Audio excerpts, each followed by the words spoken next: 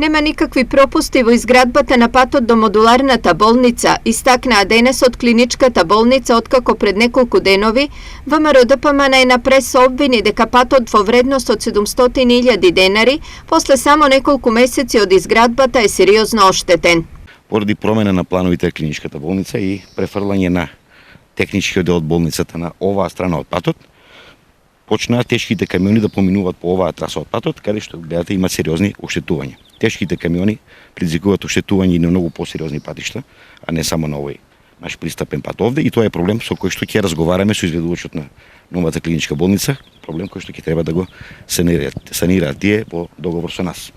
И некој што се однесува до самиот тендер за изведување на овој пристапен пат, тоа е тендер кој што е јавно достапен, сите може да го видат, се пријавија 5 фирми, имаше од Тетово, Штип, од Скопје,